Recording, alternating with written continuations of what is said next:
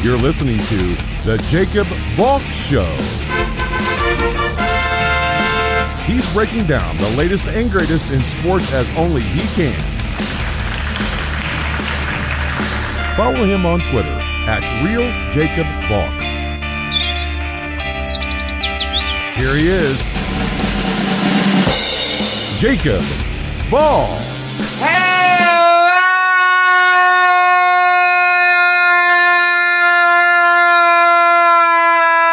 sports fans! Welcome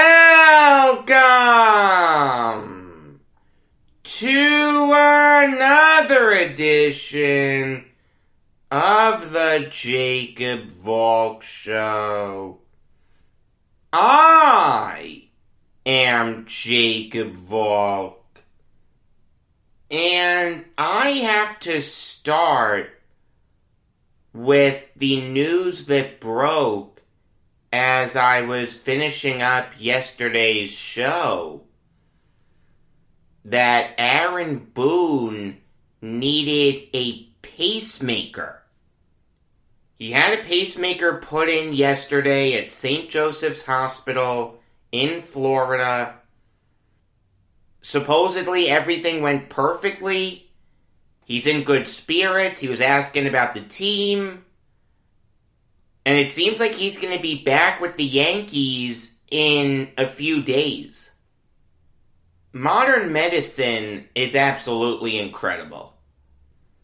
This guy needed heart surgery because he had a low heart rate, which resulted in him becoming lightheaded, lethargic, and short of breath. Now he has a pacemaker, and he'll be back at as close to 100% as possible in a few days. When I first saw this news, I was terrified. I thought this was really serious. It was something that would keep him out for an incredibly long time. And look, has Aaron Boone been a great manager for the Yankees? The answer is no. But the guy has won a lot of regular season games. He's the first manager in baseball history to have his teams in his first 2 seasons as manager finish with at least 100 wins. I don't know if Carlos Mendoza could do that. And Boone's a very likable guy. Seems like an easy guy to get along with. The players love playing for him. He defends them game in and game out. I remember there was a game, I'm pretty sure it was against the Blue Jays. Brett Gardner said something to the home plate umpire. The umpire tossed him. And Boone came sprinting out and he said something to the effect of, "Why are you throwing out Gardner? I'm the one who said it." Meanwhile, Boone wasn't the one who said it. We all remember his savages in the box rant. He's an easy guy to pull for. So yeah, I was scared. There's no question. Then the news comes out that Boone's going to be back soon. Unbelievable. And the crazy thing about it is, Boone is in shape. He's a very fit guy. He's a strong guy. And he's young. He's going to turn 48 on Tuesday. Imagine that's his first game back with the team. That's a nice birthday gift for you. You get to manage the Yankees. I'm not a doctor, but I'm pretty sure that if you just had a pacemaker put in, you should avoid high-stress activities. It doesn't get much more high stress than managing the New York Yankees. Maybe in March and April, it's a little lower stress, but as the season unfolds, yeah, the stress level goes up and up. I can guarantee you this, though. If Boone's doctor said to him, you've got to take like a month off, Boone fought him. I know that he wanted to be back with the team. In fact, he probably didn't want to stay overnight at the hospital. He probably wanted to go back that day. Obviously, my sincerest thoughts and prayers go out to Aaron Boone. I hope that this is the last surgery that he ever has on his heart. Or the last surgery that he has, period. Don't go under the knife unless you have to. One thing that I actually didn't know is that this is his second heart surgery. I didn't know that in 2009 he had open heart surgery. I knew the big injury that he suffered in the 2004 offseason, playing basketball, out for the year. The Yankees replaced him with Alex Rodriguez. But I didn't know about the heart. You can be critical of the job that Aaron Boone has done as Yankees manager. His first 3 years, he hasn't won a pennant. There have only been 3 Yankees managers throughout their history to enter their 4th season as manager without winning a pennant for the team. Buck Showalter, Miller Huggins, and Clark Griffith. Boone's the 4th. That's not a list you want to be on. Maybe with Huggins there, it gives you a sense of calm, because that 4th year was 1921, where the Yankees did win the pennant. They just lost to the Giants in the World Series. But Showalter and Griffith should scare you a little bit. At the end of the day, though, this isn't a baseball story. This is a human story. I don't care if you love Boone or hate Boone. You have to wish nothing but a speedy recovery for him. And the fact that he's going to be back with the team sooner rather than later, that's incredible. Modern medicine gave us 3 vaccines that we can use in this country to fight a virus that wasn't even a thing 18 months ago. And it can fix the low heart rate of the Yankees manager and have him back in plenty of time for opening day. And to think, 300 years ago we were using leeches. Moving on now to the Brewers signing Jackie Bradley Jr. to a 2-year deal worth $24 million. And I don't hate this move. I don't love it, but I don't hate it. The Brewers really only made 2 big free agent signings: Colton Wong and Jackie Bradley Jr. What do those 2 guys have in common? They are excellent defenders up the middle. The Brewers were already a pretty strong defensive team. Adding those 2 guys, nothing's getting through up the middle. Now, I'm usually a guy who lessens the impact of defense in baseball. At the end of the day, if the ball is hit 430 feet, I don't care how great you are defensively, you're not catching that. And we live in an era where pitchers are taught to either strike hitters out or induce ground balls. The days of pitching to contact so you could get the hitter to fly out, that really doesn't happen a lot. There are very few pitchers like that. Jordan Montgomery's one of those guys, but I don't know another one off the top of my head. But I understand the value that someone like Bradley brings. Absolutely elite defender, playing center field in the most difficult outfield in the majors, Fenway Park. The guy won a Gold Glove in 2018. He was an underrated part of that World Series winning team. Everyone said, oh, don't worry about Bradley, the guy's useless. What's he doing in the lineup? Blah, blah, blah. The guy handled center field in Fenway Park with ease. Those guys don't grow on trees.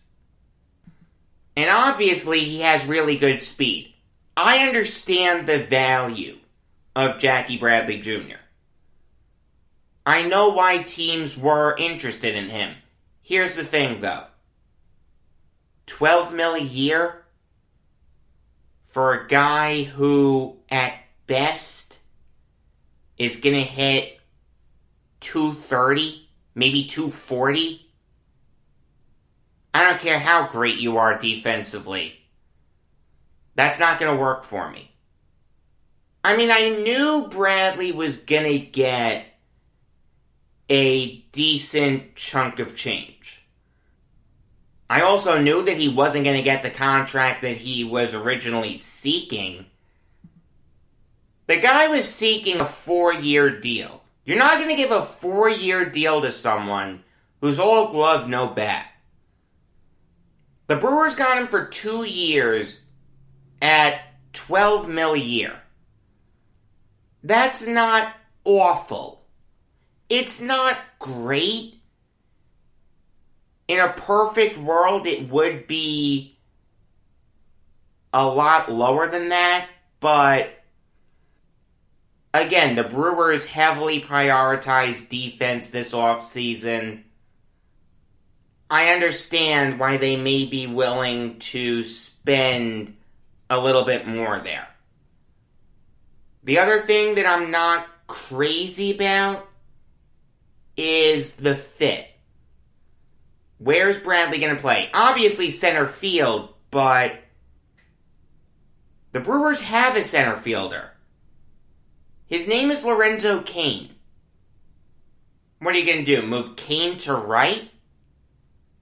Yelich plays left? Okay, that's fine. But what are you doing with Avisail Garcia? I understand that Garcia didn't have a good year last year. For the Brewers, he had .238 with 2 homers and 15 ribbies. But he has a much better track record of offensive success than Jackie Bradley Jr. You want to talk about a beneficiary of the 60-game season? Bradley. Because he had one of his best offensive seasons. He had .283 with 7 homers and 22 RBIs. But what in his past shows you that he's going to duplicate that? Count your blessings if you get .250. .280's out of the question. Over a full season, Jackie Bradley Jr. is not hitting .280. I mean, make no mistake about it, the Brewers really didn't need Bradley. They could have rolled with Cain in center, Yelich in left, and Garcia in right, and they would have been fine. No one would have had any issue with that whatsoever. Is it the end of the world to have a guy like Garcia come off the bench? The answer is no. In fact, it's not even the end of the world to have a guy like Bradley come off the bench. Think about it this way. 2 years, $24 million is the first contract that DJ LeMahieu signed with the Yankees. He was originally supposed to be a utility infielder. I mean, one thing that could happen is Bradley could play center against righties. And then when the Brewers are facing a lefty, Kane slides over to center and Garcia takes over in right. Both Bradley's and Garcia's contracts give the Brewers that flexibility. So the deal does make sense for the Brewers. I really don't hate it. I just don't love it because, again, it is an overpay, and I'm just not a big Bradley fan. I thought he was being massively overrated all throughout this process. The Mets were supposedly really interested in him after they missed out on George Springer. For the Mets' sake, I'm glad they didn't get Bradley. Kevin Pillar and Albert Almora are much better options. They're a lot cheaper, too. I don't like Bradley by any stretch, but I understand why the Brewers did this. Alright, now I'll give you some NFL Valk talk. And I'll start with the Raiders being prepared to revamp their offensive line. They're going to release Gabe Jackson. And according to Ian Rappaport of NFL.com, they've put Trent Brown on the trading block. I'll start with Jackson. He had been rumored to have been on the cutting room floor for a while. I remember last offseason there were rumblings that the Raiders could move on from him. But Gruden and Mayock held on to him. He ended up playing about every snap for the Raiders at right guard. The thing is, though, Jackson didn't exactly do his best Jim Otto impression. According to Pro Football Focus, he had just a 63.7 overall grade. That's the second worst mark of his career. His worst came in 2019, where he had a 61.8 overall grade.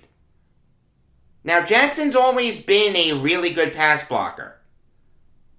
69.9 pass blocking grade last year. His run blocking is what brought it down, 58.5. There's a role for Jackson in the league. He's 29 years old. He's not a bad right guard. He's just not great. I don't hate the Raiders moving on from him.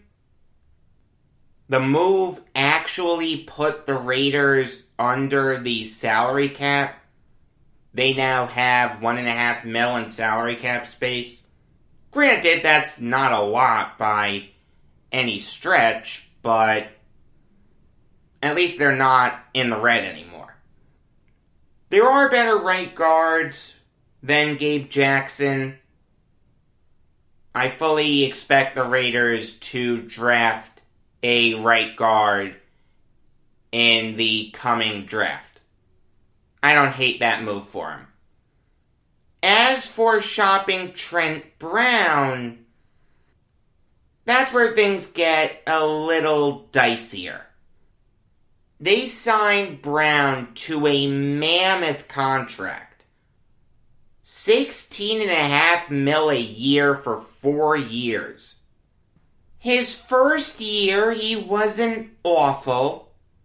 Missed 5 games, but you can live with that. Football's a violent game. Last year, the guy basically only played in 4 games. If you look at his Pro Football Reference page, it's going to say that he played in 5 games. He played just 3 snaps in the Raiders' Week 1 game against the Panthers. He had a 68.9 overall grade last year. Brown's a really good right tackle. The thing is, he just has an injury history. Trading Brown would save the Raiders $14 million. Obviously, they need it. I wouldn't hate the decision to trade Brown. If they can get like a 3rd-round pick for him, because Brown is one of the game's best right tackles when healthy. If they can get a 3rd, I'll be okay with it. A 4th, you're pushing it, but I could see the logic. Anything less, I can't get behind it. I will say this, though, from a Jets perspective, I'll take Jackson and Brown in a heartbeat. Cut Van Roten and Fant, replace them with Jackson and Brown. Instant upgrade. Speaking of New York football teams, the Giants cut a couple players. They cut Golden Tate and David Mayo. I'll tell you one guy who's definitely happy that these guys are gone. Joe Judge. Judge and Tate really didn't get along. Judge even made Tate inactive in Week 9. And Mayo, Judge just never played him, for whatever reason. I mean, I'll tell you, I actually like David Mayo. I was surprised to not see him get a chance last year. Now, granted, the little bit he played, he wasn't that good. 48.6 overall grade, according to Pro Football Focus. But the year before, he had a 72.9 overall grade. And he's a former Panther. We all know that Dave Gettleman loves his former Panthers. I mean, it makes sense to cut him. I'm not knocking the Giants for cutting him by any stretch.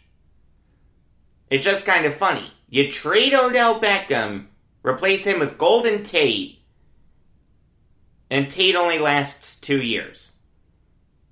Finishes the 2020 season with 35 catches for 388 yards and 2 touchdowns. I mean, Tate's a solid player. He'll land on his feet.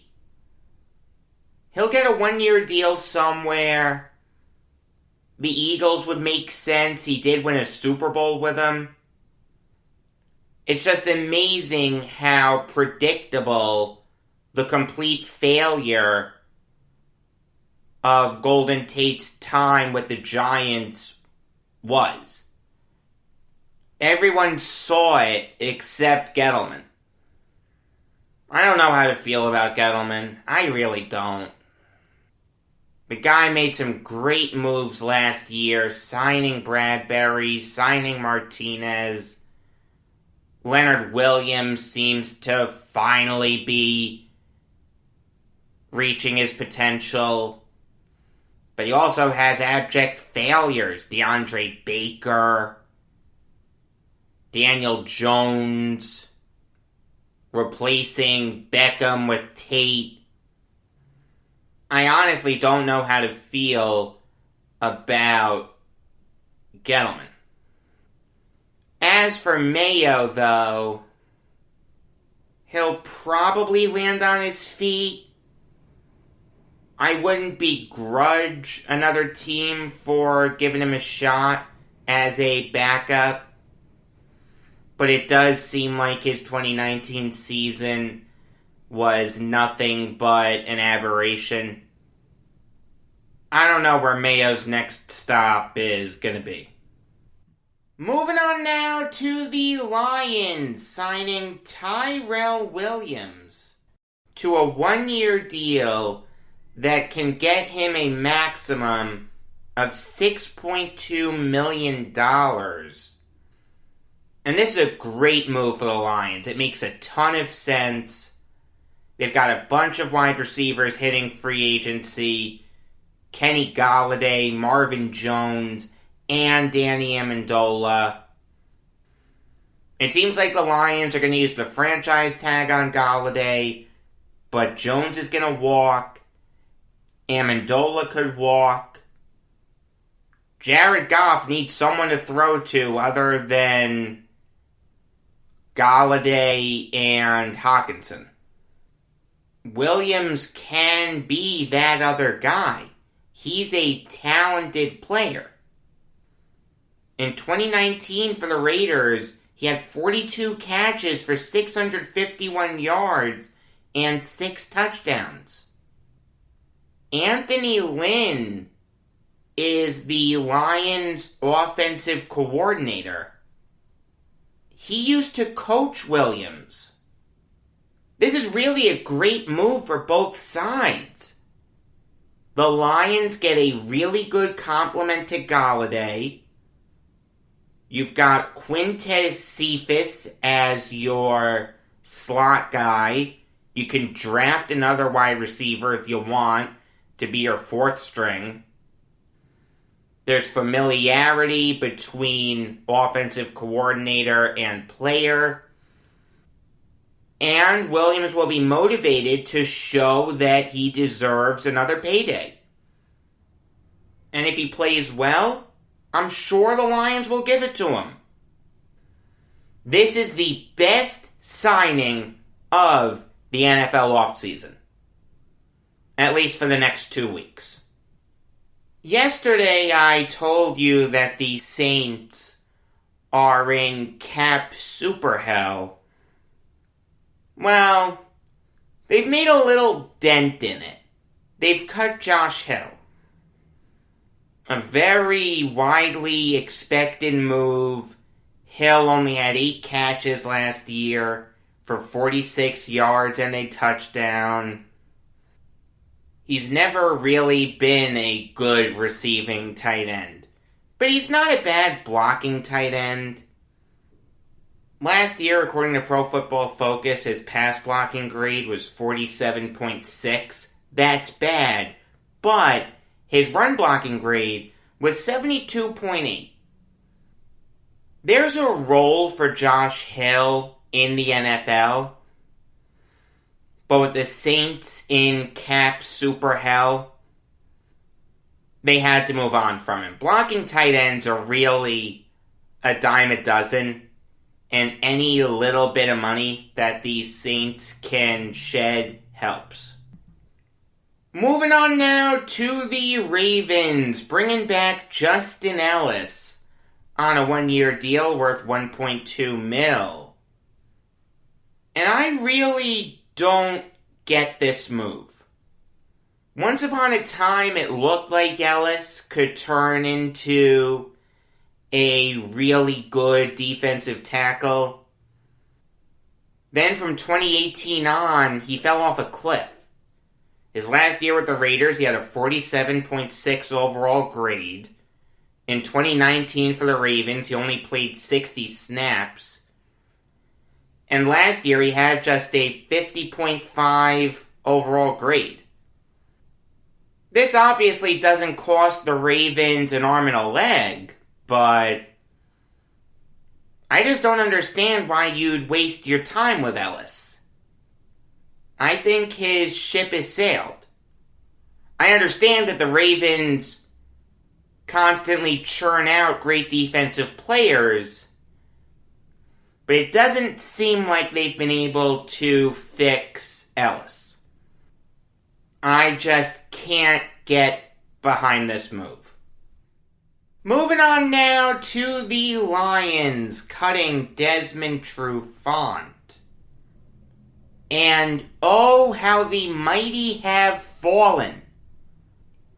When Trufant was with the Falcons, he never had a Pro Football Focus grade less than 69.5.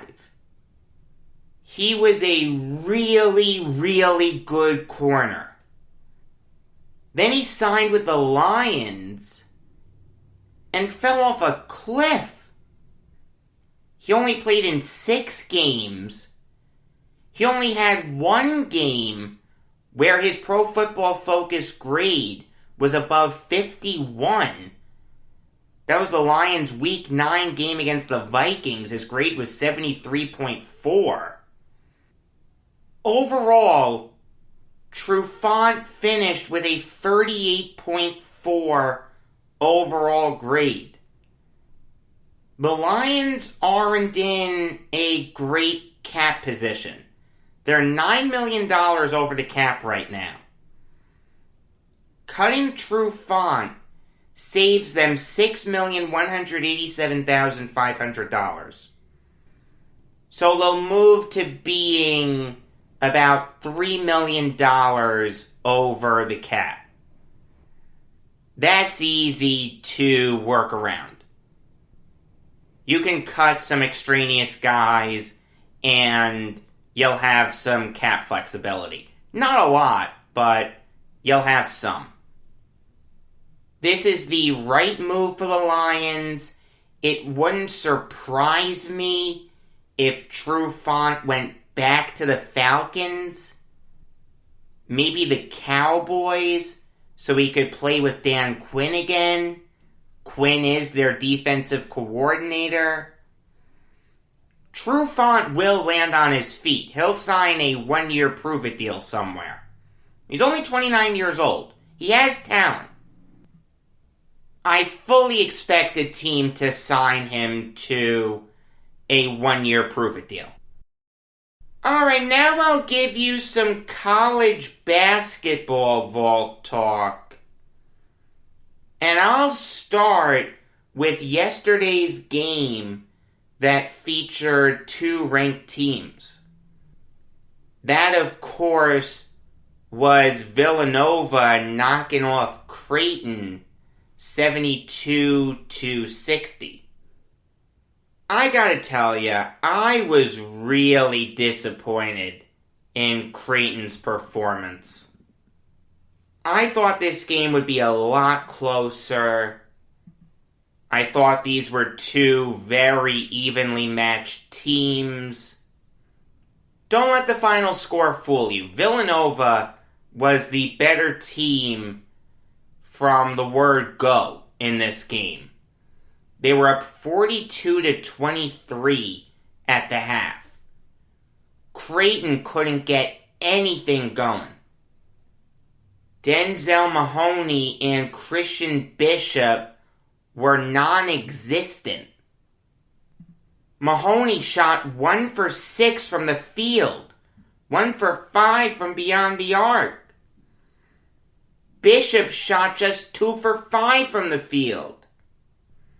Their offense was absolutely lifeless. The Blue Jays shot just 39% from the field and 30% from beyond the arc. The Wildcats just stifled them defensively. Nova has a very underrated defense. We talk about how great their starting 5 is with Robinson, Earl, Gillespie, Moore, Samuels, and Daniels. Their defense is really good too. They've only given up 67.5 points per game. That's really impressive. But the thing that was really interesting about Nova's win here was that the majority of those guys that I just mentioned no-showed. Jermaine Samuels shot just 3 for 11 from the field, 1 for 5 from beyond the arc. He only had 7 points. Caleb Daniels had just 5 points. 1 for 7 from the field, 1 for 6 from beyond the arc. Colin Gillespie had just 5 points. 2 for 3 from the field. Give Justin Moore a ton of credit.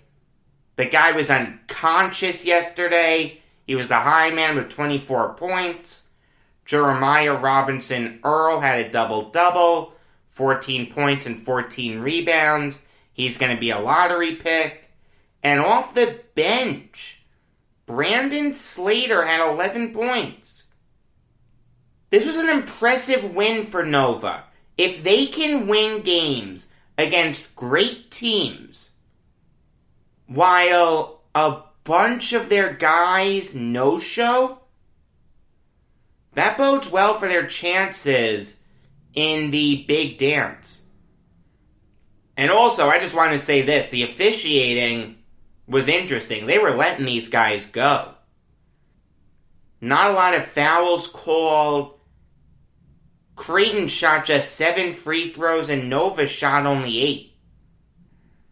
I like when the referees do that. I thought it was a very well officiated game. Alright, now it's time to preview tonight's 2 games featuring 2 ranked teams. And I'll start with Oklahoma State Baylor. You know how big of a Cade Cunningham fan I am. I think he should be the first overall pick. I'm going to be very interested in how he fares against this great Baylor team. Guys like Jared Butler and Davion Mitchell are talented enough to make Cunningham's life pretty tough. If Cunningham no-shows, that's it. Oklahoma State has no chance. They're going to get run out of the building. As good as guys like Avery Anderson, Caleb Boone, and Matthew Alexander Moncrief are, they can't beat Baylor by themselves. Cunningham needs to always be the best player in this game. Also, one other thing that's notable, Isaac Likely is questionable with a hand injury. It's going to be interesting to see if guys like Rondell Walker and Bryce Williams can step up in his absence. For Baylor to win this game, they need to be on Cunningham constantly. Don't let up. The Sooners did that on Monday. They did a great job clamping down on Cunningham for the first, 30 minutes of that game. Then they forgot about him. And that's why the Cowboys won. The Bears can't do that. Learn from Oklahoma's mistakes. Always be on Cunningham. You're one of the few teams with multiple guards that can make his life hell. Butler, Mitchell, and Matthew Mayer. That's how Baylor's going to win this game. By keying in on Cunningham. Let Anderson go off. Let Boone go off. Let Likely go off if he plays. Pester Cunningham constantly. All in all, I don't like this matchup for the Cowboys, with Likely not at 100% and Baylor having 3 defensively gifted guards. Cunningham will be limited. I'm going to go with Baylor, but I will take Oklahoma State plus 11. Baylor will win, but they will do it by single digits. Moving on now to Texas, Oklahoma. 2 teams that I've spoken about a lot. I'll rapid fire through them. the Longhorns really only go 6 deep. Yes, they play more than 6 players, but in terms of players that you really need to worry about, it's only 6. Andrew Jones, Courtney Ramey, Matt Coleman, Greg Brown, Kai Jones, and Jericho Sims. They're very underrated defensively. Jones, Ramey, Coleman, and Jones are very good defensive players. This is a very well-rounded Texas team. But they're going to have their hands full with the Sooners. Austin Reeves is probably the best player in this game on either side. And when he's playing with Davion Harmon, Umoja Gibson, Brady Manek, and Elijah Harkless, they're a really tough team to beat. These two teams are very evenly matched. Texas is putting up 75.1 points per game, while only giving up 68.5 points per game. Meanwhile, Oklahoma is putting up 75.6 points per game, and is only giving up 69.1 points per game. But Oklahoma is going to win this game because they have the best offensive player in Reeves and the best defensive player in Harkless. Give me the Sooners. Tomorrow, you're going to get the interview that I'm going to do with Alan Levy, the author of the book on Walter Alston. Until then, I am Jacob Valk saying that it's a good thing I stayed in Cincinnati for 4 years. It took me that long to learn how to spell it.